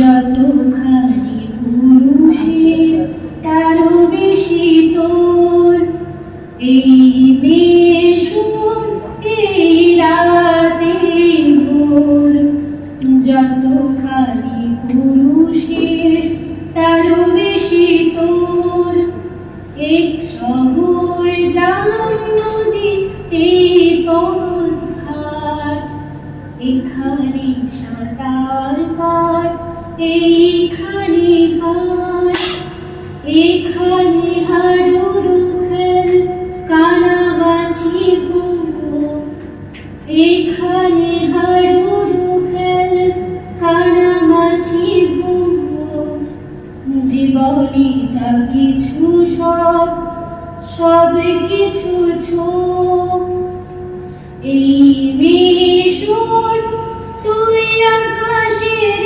গায়, গভীর রাতে তুই যাস খালি পাই, কেউ কিছু আছে বলার, লাখে বাড়াতে হবে আওয়াজে গলার। এ পাড়ার ও পাড়ার রাস্তার মোড়, এ পাড়ার ও পাড়ার রাস্তার মোড়। যতখানি পুরুষের তারও বেশি তোর, এই মেশর এই রাতে ভোর। যতখানি পুরুষের তারও বেশি তোর, এই শহর গ্রাম নদী এই পথ ঘাট। এখানে সাঁতার কাট, এইখানে হাট, এখানে হাডুডু খেল কানামাছি ভোগ। এখানে হাডুডু খেল কানামাছি ভোগ। জীবনে যা কিছু তুই সবটুকু ছোঁক, এই মেশনে রাতে ভোর। যতখানি পুরুষের তারও বেশি তোর, যতখানি পুরুষের তারও বেশি তোর। যতখানি পুরুষের তারও বেশি তোর।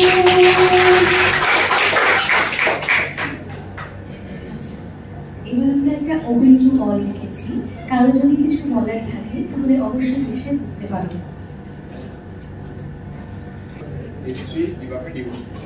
আমার কোশ্চেন হচ্ছে সংবিধান বিকাশে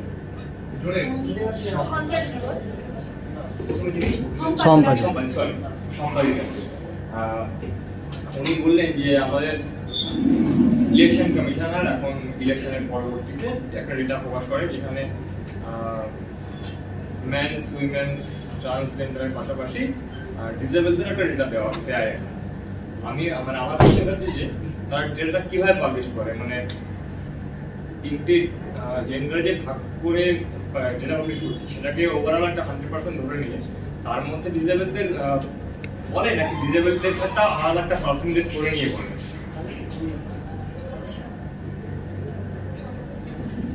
না শুভঙ্কর, এখানে একটা কথা হচ্ছে যে এটা আমি ইলেকশন কমিশনের কথা বললাম, নির্বাচন যে কমিশন আছে, আমরা যখন ভোট দিই প্রতি ভোটে তাদের কাছে তো একটা পরিসংখ্যান থাকে যে একটা বুথে এতজন ভোট দিয়েছে, মানে ধরো কলকাতা শহরের এতগুলো বুথ আছে সেখানে এতটা হয়েছে, এতজন হয়েছে, পশ্চিমবঙ্গে এতজন দিয়েছে। এই পরিসংখ্যানটা কিন্তু ওরা ওখানে আমাদের কিন্তু ভোটার কার্ডে সবার লেখা আছে, মেল ফিমেল বা ট্রান্সজেন্ডার সেটা লেখা আছে। এবার ডিসেবিলিটি এটা ওরা যে প্রতিবন্ধকতা যুক্ত মানুষ ওরা ধরছে, যদি তুমি নিজেকে চিহ্নিত করে থাকো যে তোমার প্রতিবন্ধকতা আছে তাহলে কিন্তু সেই চিহ্নটা সেই পরিসংখ্যানটা ইলেকশন কমিশনের কাছে যাচ্ছে। আর আমি যদি না করে থাকি সে তো জানে না, কারণ এখন কিন্তু দেখবে প্রত্যেকবার ভোটের আগে এরা বারবার বলে যে আপনার কি প্রয়োজন আছে, ব্রেল দরকার আছে কিনা, আপনার আর কি প্রয়োজন থাকতে পারে, হুইলচেয়ার দরকার আছে কিনা। কারণ এখন নতুন যে নিয়ম হয়েছে কোভিড পরবর্তী সময় থেকে নির্বাচনের সময় কিন্তু প্রতিবন্ধী মানুষরা বাড়িতে বসেও ভোট দিতে পারে, বয়স্ক লোকরা পারে, প্রতিবন্ধী মানুষরাও পারে। ফলে ওরা কিন্তু বারবার জানতে চায়। এটা হয়তো মানে সবার কাছে খবর পৌঁছয় না, কারণ আমাদের দেশে মানে ইনফরমেশন সিস্টেম এমন নয় যে সবকিছু সবার কাছে পৌঁছয়। ফলে ওদের কাছে পরিসংখ্যান আছে, ওরা একটা পার্সেন্টেজ ধরে বলে না, ওরা বলে এতজন, শতাংশ ধরে বলছে না।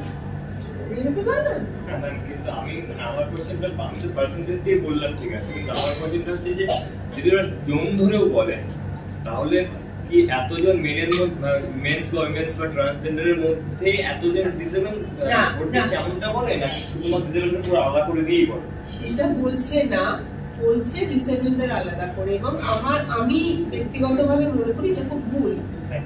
আমি এটাই বলতে চাইছি যে আমাদের দাবি করা উচিত ইলেকশন কমিশনের কাছে যে আপনারা মেলের মধ্যে কতজন ডিসেবল দিয়েছে, ফিমেলের মধ্যে কতজন ট্রান্সজেন্ডারের মধ্যে দিয়েছে এটা বলা উচিত, কিন্তু এটা ওরা বলছে না। ওরা একটা জাস্ট মানে ওই একটা লামসাম মতো বলে দিচ্ছে সারা দেশে, এবং সংখ্যাটা খুব কম থাকে অবশ্যই, কারণ সবাই তো নথিভুক্ত করেনি।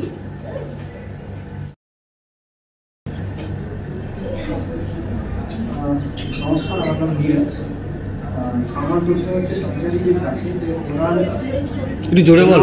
বক্তব্যের মাধ্যমে একটা কথা মোটামুটি উঠে যেত যে বিভিন্নভাবে মানে ট্রান্সজেন্ডার কমিউনিটি তো বটেই, মানে নারীরাও অনেক জায়গায় কোন কাইন্ড অফ বঞ্চনা বা নেগলিজেন্সের শিকার হন।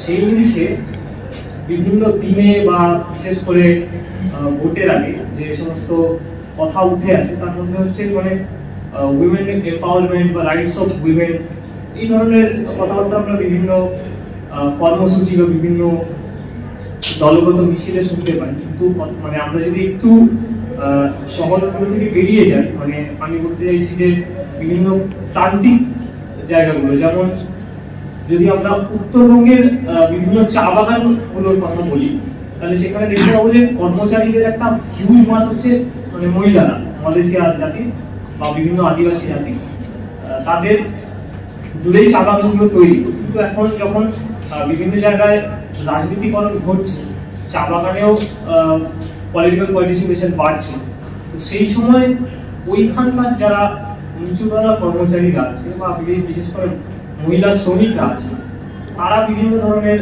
হেনস্থান বা মানে অত্যাচারের শিকার হচ্ছে আর কি। আমি একটা আর্টিকেল পড়ছিলাম, তো সেখানে বলা হচ্ছিল যে যে সমস্ত মানে কার্শিয়ং বা আলিপুরদুয়ারের যে সমস্ত চা বাগানগুলো আছে, ওখানকার বিশেষ করে মহিলা শ্রমিকরা এটা নিয়ে একটা আন্দোলনও গড়ে তুলেছে, কিন্তু যেহেতু ওইদিকে মিডিয়া কভারেজটা অতটা নেই, তাই আমাদের কাছে আসতে পারে না সেই সমস্ত ডেটাগুলো। তো মানে এই যে সমগ্র মানে পরিসর জুড়ে যে ব্যাপারটা হচ্ছে, তার মধ্যে একটা সার্টেন আমাদের কাছে ডেটা আসছে, আবার একটা সার্টেন আসছে। তো যেগুলো আসছে বা মানে মহিলা আন্দোলন বলতেই তো শুধুমাত্র শহর কেন্দ্রিক আন্দোলন নয়, তো যেগুলো আসছে না সেই মানে সেই মহিলাদের যে দাবি দেওয়া বা যে মানে তাদের যে বক্তব্য, সেইটা শোনার জন্য সরকারের মানে স্টেপের অভাব কেন বা এত অনীহা কেন, সেই বিষয়টা আর কি একটু ইলাবোরেট করলে ভালো হতো। এই কমেন্টের জন্য প্রশ্নটার উত্তরটা সত্যি জানা নেই, এবং এটা তো ঠিকই যে যারা এই বিষয়গুলো নিয়ে রিসার্চ করেন বা যারা অ্যাক্টিভিস্ট, তারা সরকারের সাথে পলিসি তৈরি করার কতটা সরকার তাদেরকে অ্যাক্সেস দেন সেটা নিয়েও অনেক ডিবেট রয়েছে। কিন্তু কিভাবে সরকার আরো এম্পাওয়ারমেন্ট নিয়ে ভাবতে পারে, এটা এই প্রশ্নের উত্তরটা এই মুহূর্তে দেওয়াটা একটু মুশকিলের কি বলি। তবে এটা ঠিক যে আপনি যেটা বললেন যে ওনাদের নিয়ে কথা খুব হয় না তা না, বিভিন্ন অনেকেই ওই আলটিমেটলি হয়তো সেটা খুব থিওরিটিক্যাল থেকে যাচ্ছে, কিন্তু অ্যাক্টিভিস্টরা নিয়ে কাজ করেন না তা না। এবং এটা একেবারেই ঠিক বলেছেন যে শহর উইমেন্স মুভমেন্ট তো শহর কেন্দ্রিক নয়। যারা অ্যাডভোকেট করেন এই ইকুয়ালিটি এনভায়রনমেন্টের জন্য, তারা যদি ঠিকঠাক ভাবে করেন তারা শুধু শহরে পড়ে থাকেন না। কিন্তু আপনার শেষ মানে প্রশ্নটা যেটা, সেটা সত্যি বলতে পারবো না এটার উত্তর কি, কারণ এখন যা অবস্থা প্রান্তিক মানুষদের নিয়ে তো খুব একটা মানে কথা বলা হয়, কিন্তু সরকারের থেকে যত কম কথা বলা হয় ততই ভালো আর কি আমাদের দিক থেকে। আর যেটা আবারও আমি সাংবাদিক কথাটাই বলবো যে ইতিহাস মুছে দেওয়ার চেষ্টা হয়, এবং রিয়ালিটি এখন মানে প্রেজেন্ট রিয়ালিটিও যা চারিদিকে হচ্ছে সেটাও মুছে দেওয়া, বা যাতে ঠিক জায়গায় না পৌঁছায়, লোকজন যাতে কম জানতে পারে, সেটারও প্রচন্ড চেষ্টা করে দেওয়া হয়। এবং সেটার জন্য সোশ্যাল মিডিয়া তো দায়ী, আমাদের যা দেখানো হয় সেটাই আমরা দেখি। তাই আমরা সবাই একরকম ভাবে কমপ্লেক্স, কিন্তু সরকারের একটা তো রেসপন্সিবিলিটি থাকে, তারা সেই রেসপন্সিবিলিটি কবে নেবেন সেটা তারাই জানেন। টু বি অনেস্ট, এটা খুবই হোপলেস একটা উত্তর, বাট হোপলেসই সিচুয়েশনটা। আর একটা কথা বলছি, এটার জন্য কি কমিউনিটি কনসেপ্ট অফ কমিউনিটিকে দায়ী করা যায়? কারণ আমরা দেখেছি যেখানে ভোট ব্যাংক বেশি থাকে সেখানেই সরকার বেশি করে আগ্রাসী হয়। দেখুন, মাইনরিটির কথা বলে, কিন্তু বেসিক্যালি মাইনরিটি বলতে তারা বোঝায় হচ্ছে মানে কাইন্ড অফ মুসলিম কমিউনিটি। কিন্তু যেমন আমাদের ডিসেবলদের কোনো ভোট ব্যাংক নেই, অথবা মানে ওই যে প্রান্তিক মানুষগুলোর কোনো ভোট ব্যাংক নেই। তো এইটাকে কি খানিকটা দায়ী করা যেতে পারে এইরকম মানে অসহনীয়তার জন্য? এটার ওয়ান ওয়ার্ড আনসার হ্যাঁ করা যেতে পারে। সেটা হয়ে আসছে বেশ কিছু বছর ধরে, এবং একেবারেই দায়ী করা যায়। কারণ ভোট ব্যাংক যেখানে, সেখানে ক্যামেরাও পৌঁছায়, সেখানে লোকজনও পৌঁছে যায়, সেটা তো বটেই।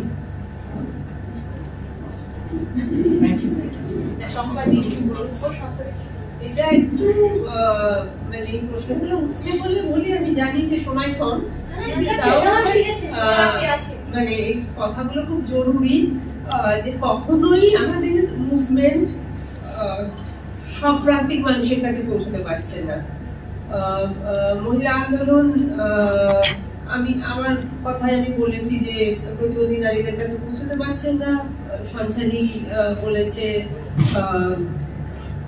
যেখানে নাম না করে অন্য ধর্মের মেয়েদের কথা বলেছে, তাদের কাছে পৌঁছতে পারছি না, বা ট্রান্স মহিলাদের কথা, তাদের কাছে পৌঁছতে পারছি না। এবং যে মানুষটা শহরে থাকে না, তার উপরে কখনোই কিন্তু আলো নেই। এটা সরকারও জানে, যারা আন্দোলন কর্মী তারা, মানে সমস্যা যেটা হয় যে আন্দোলন কর্মীরাও কোনো একটা সময় হয়তো চায় যে আমি আলোটা পাই। কারণ সোশ্যাল মিডিয়ার যুগে আমরা বাস করি, এবং সারাক্ষণ মনে হয় যে আমার লেখাটা কতজন পড়লো, আমার ছবিটা কতজন দেখলো। এবং এই নিয়ে আমি লিখেও ছিলাম আজিকর আন্দোলন নিয়ে। মানে আজিকর আন্দোলনে সঞ্চারী বারবার রাস্তায় নেমেছে, আমি একবারও নামিনি। আমি কলকাতা শহরে থেকে আমি একটা দিনের জন্য একটা মিছিলে যাইনি, কারণ আমি নিজের সঙ্গে ওটাকে মেলাতে পারিনি। আমার বারবার মনে হচ্ছিল যে মানে অনেক কিছু করা হচ্ছে কিন্তু আসল জায়গা থেকে সরিয়ে দেওয়া হচ্ছে, সেটা মনে হচ্ছিল বলে আমি একটাও মিছিলে, অত মিছিল হয়েছে আমি যেতে পারিনি। এবং আরজিকর আন্দোলনের কথা এই জন্য আমি তুললাম, কারণ এটা এই বছরের নারী দিবসের আলোচনায় আমার মনে হয় কলকাতা শহরে বসে কথা বললে বলা উচিত যে একটি ঘটনার জন্য যতভাবে মানে যত রকম ভাবে প্রতিবাদ করা হয়েছে, কিন্তু একই পিরিয়ডের মধ্যে আমরা দেখেছি নর্থ বেঙ্গলেও অনেকগুলি একই ধরনের ঘটনা ঘটেছে। আবার কলকাতা শহরে যখন ওই রকম উত্তাল আন্দোলন চলছে, ওই 3 মাসের মধ্যে কিন্তু আমরা জেনেছি 3টি বা 4টে প্রতিবন্ধী মেয়ে ধর্ষিতা হয়েছে, খুন হয়েছে। তার জন্য কেউ নামছে না রাস্তায়। এই যে ভাগগুলো করা হয়েছে, এটা কিন্তু আন্দোলনও করছে, শুধু সরকার তো করছেই, এবং সরকারের এটা কিন্তু সরকারের সুবিধা হয়ে যাচ্ছে। কারণ তারাও দেখছে যে কিছু জিনিসের উপর ফোকাস থাকছে এবং কিছু জিনিস নিয়ে একদম কথা হচ্ছে না। এই জিনিসগুলো আমার মনে হয় আমাদের নিজেদের যে গাফিলতিগুলো সেটাও বলা দরকার। সরকার তো ডেফিনেটলি দায়ী, মানে তার মূল দায়িত্ব তো তার, মানে যে রাজনৈতিক দলই সরকারে আসুক না কেন তার মূল দায়িত্ব, সেটা স্টেট গভর্নমেন্ট হোক, সেন্ট্রাল গভর্নমেন্ট হোক। কিন্তু আমাদের আন্দোলনগুলো কিন্তু আমরা অনেক সময় খুব হারিয়ে ফেলি, এদিক ওদিক হারিয়ে ফেলি, এবং এনার্জিটা কোথায় কতটা মানে কতটা দেবো সেটা বুঝে উঠতে পারি না। এই জায়গাটা একটা বড় সমস্যা হয়ে যায়। এটা নিয়ে আমি বিস্তারিত লিখেওছি যে এইভাবে কাজ করলে যেটা হচ্ছে যে শুধুমাত্র মনে হচ্ছে যেন মানে নারী দিবস পালনও যেন শুধুমাত্র আমরা শহর কেন্দ্রিক না করে ফেলি, বা আমরা শুধুমাত্র যারা এবল বডিড সেই মেয়েদের জন্য না করে ফেলি। এখন খুব প্রচলিত পশ্চিমবঙ্গের নারীবাদী সংগঠনরা তারা বলে, তারা এখন শুধু ওমেন্স ডে বলে না, তারা শ্রমজীবী নারী দিবস বলে। ওয়ার্কিং ওমেন্স ডে ওটাকে বাংলা করেছে, কিন্তু আমার কাছে এগুলো খুব প্রশ্ন ছিল। কিন্তু সবাই তো আমরা, বিশেষ করে আমরা যখন প্রতিবন্ধী মেয়েদের নিয়ে কাজ করি, আমরা তো শ্রমজীবী সমাজ হতে পারবো না, তাহলে মানে ইনক্লুশনটা কিন্তু কোনোভাবেই আসছে না। আর ভোট ব্যাংকের কথা তুললে বললে যেটা বলা দরকার যে vote bank is important for political parties, কিন্তু অ্যাজ ডিসেবল পিপল আমরাও কি ভোট ব্যাংকই হয়ে উঠতে চাই না চাই না, সেটাও একটা খুব ডিবেটেবল বিষয়। কিন্তু মানে আমাদের অধিকারের জন্য আমরা চাইবো না ভোট ব্যাংক হচ্ছি বলে চাইবো, এগুলো বোধহয় একটু ডিবেট করা দরকার, মানে অনেক বেশি আলোচনার দরকার আছে এগুলো নিয়ে। আর থ্যাংক ইউ এই কথাগুলো বলার জন্য। What does it mean by able body? I mean, what is able society? না, able bodied বললাম আমি।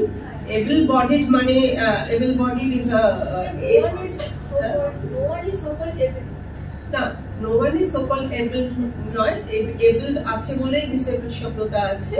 ableism what controversial বলেনি বললাম যে what is able society? what is Ableist society. ableist society ঠিক আছে, কিন্তু able body শব্দটাও আছে, able bodied এবং able minded। বাট আমার যে প্রতিবন্ধকতা আছে সেটা তোমরা দেখতে পাবে না, কিন্তু আমার প্রতিবন্ধকতাটা ইনভিজিবল ডিসেবিলিটির মধ্যে পড়ে, ফলে এবেল বডিড শব্দটা বললে সেটা আমার একটা দিক বলা হলো। এবং এর মধ্যে বিস্তারিত মানে অনেক আলোচনার বিষয়, আমি জানি না একটু সময় করতে পারবো, তবে আমি তোমাদের কাছে একটা অনুরোধ করবো, তোমাদের কিন্তু যে ডিসেবিলিটি সেলটা, হেলথ সেলটা তৈরি করা হয়েছিল একটা সময়, সেখানে কোনো ধরনের গবেষণা হচ্ছিল, তারপরে এফএসডি লড়াই করে একটা সময় আবার নতুন ভাবে সেটা খুলছে হচ্ছে। তোমাদের নিজেদের জন্য একটা ইউনিভার্সিটির মধ্যে একটা ঘর আছে, তোমরা যদি মনে করো বিভিন্ন সময় কিন্তু একটা টপিক ধরে, মানে ওমেন্স ডে আলাদা করে পালন করা দরকার, কিন্তু একটা টপিক ধরে যদি কথা বলো, কারণ এই টপিক গুলো নিয়েই প্রচুর এখন প্রচুর লিটারেচারও আছে, যেহেতু ডিসিপ্লিন স্টাডিজ নিয়ে পড়াশোনা হচ্ছে, এবং এই বিশেষ করে পলিটিক্যাল পার্টিসিপেশন নিয়ে প্রচুর কথা বলা দরকার। কারণ আমরা দেখতে পাচ্ছি, আমি নাম করেই বলি, মানে একটি খুব রিসেন্ট একটা ভিডিও দেখলাম, প্রশান্ত কিশোর একটি নতুন পলিটিক্যাল পার্টি তৈরি করেছেন বিহারে। সেখানে কিছু প্রতিবন্ধী মানুষরা গিয়ে বলছেন যে আমাদের ইস্যু আপনি ইনক্লুড করুন। এবার উনি যে মানে এর আগে আমরা কি দেখেছি, মানে এখন তো পলিটিক্যাল পার্টির ধারণাগুলো পাল্টে যাচ্ছে, মানে প্রশান্ত কিশোর যে পার্টি করছেন সেটা তো অন্য ধরনের পার্টি। এর আগে আমরা দেখেছি কিছু পার্টি, সিপিআইএম বা সিপিআই, তারা ম্যানিফেস্টোয় লিখেছে প্রতিবন্ধীদের কথা, কোনোভাবে হয়তো চেষ্টা করেছে কিছুটা করার, খুব ডিটেলে না গিয়ে। কিন্তু প্রশান্ত কিশোর কি করছেন, তিনি প্রতিবন্ধী এই লিডারদেরই বলছেন আপনাদের আমি টাকা দেব, আপনাদের ফোন দেব, আপনারা গ্রামে গ্রামে যান, আপনার প্রতিবন্ধী মানুষ জড়ো করুন, তারপর তারা এসে আমার দলে যোগ দিন। হ্যাঁ, তো এটা একটা পুরো অন্য একটা দিক থেকে আরেকটা, মানে this is simply Kijansu. তো আমরা এখানেই প্রশ্ন উত্তর পর্ব শেষ করছি। এইবার অনুষ্ঠানের একদম শেষ পর্যায়ে আমি সহমিতাকে ডেকে নেব আমাদের অনুষ্ঠানের মানে ধন্যবাদ জ্ঞাপন করার। নমস্কার, প্রথমেই বলছি যে সময় তো প্রায় শেষ হয়ে গেছে, তাই আমি সংক্ষেপেই ধন্যবাদ জ্ঞাপনের পর্যায়টা শেষ করছি। আজকে উপস্থিত সকলকে অসংখ্য ধন্যবাদ জানাই এখানে আসার জন্য। আমাদের কাছে উপস্থিত হয়েছেন বা হয়েছিলেন শ্রীমতী শম্পা সেনগুপ্ত মহাশয়া এবং মাননীয় সঞ্চালী সরকার মহাশয়া। ওনাদের দুজনের বক্তব্যের দ্বারা আমরা সমৃদ্ধ হয়েছি। সঞ্চালীদের একটা কথা আমার খুবই ভালো লেগেছে, সেটা হচ্ছে যে আমি ফেমিনিস্ট নই, আমি হিউম্যানিস্ট। এই কথাটা আমার কাছে সেকেন্ড টাইম আমি শুনলাম। আমার ক্লাসে রিসেন্টলি আমাদের একটা ম্যাম পড়াচ্ছিলেন, রিসেন্টলি শুনলাম। একটা সমস্যা হচ্ছে যে এখন মানে আমি রিসেন্টলি একটা ঘটনার সম্মুখীন হয়েছিলাম, এনকাউন্টার করেছিলাম, যে আমি একটা একটা ঘটনা ঠিক হয়নি, একটা মেয়ে সপক্ষে বলছিলাম, তখন আমার কাছের একজন ব্যক্তি আমাকে বলছে এই তুই ফেমিনিস্ট হয়ে গেছিস।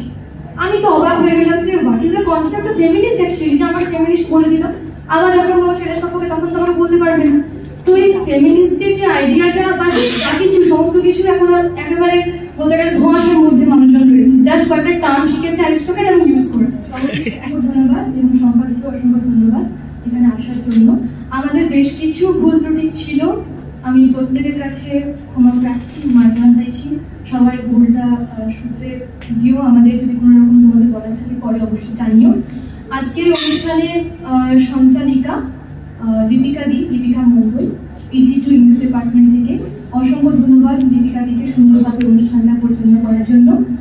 উদ্বোধনের সঙ্গীত আমি পরিবেশন করেছি সমন্বিতা শাসমল, আমি PG2 ইংলিশ ডিপার্টমেন্টে পড়ি। আমাদের সাথে কবিতা উপস্থাপন করেছে আমাদের সামনে স্মৃতি নন্দী, UG2 বেঙ্গলি ডিপার্টমেন্ট।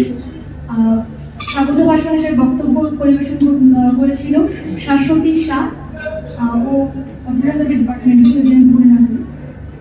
আর নৃত্য পরিবেশন করেছে Pragya department IR political science